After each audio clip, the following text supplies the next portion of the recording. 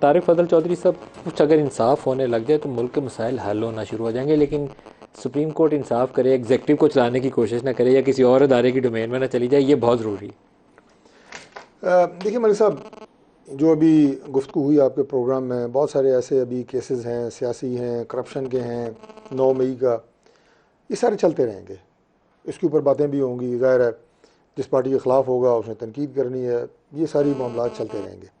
میں سے آگے کی ایک بات کر رہا ہوں، اور میں آپ یہ کہیں کہ چیف جسٹس صاحب سے ایک اپیل کی شکل میں یہ بات کر رہا ہوں، اور میں اپیل اس چیز کی کر رہا ہوں کہ جس کی پاکستان کی جو پولیٹیکل سسٹم ہے وہ کام کرنے میں ناکام ہے آج تک، اور وہ یہ ہے کہ فوری انصاف ہونا چاہیے۔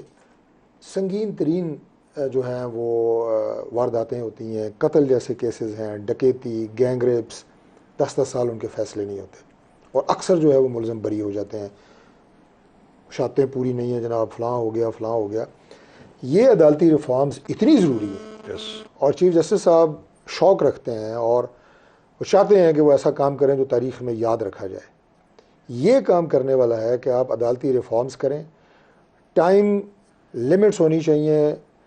قتل کا کیس ہے، 1 سال میں فیصلہ ہوگا، بندہ پھانسی لگے گا یا بری ہوگا۔ اسی طرح باقی جو میں نے کہا ڈکیتی اور باقی سارے۔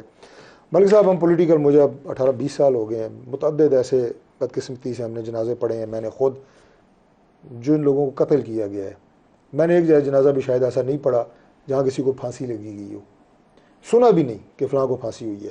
ابھی میں یہ 6 سپٹمبر کو ہم گئے کیپٹن سرور شہید نشان حیدر کے مزار پہ حاضری کے لیے، سنگوری گاؤں ہے، وہاں پہ ایک شخص نے 20 سال پہلے 11 بندے قتل کیے تھے۔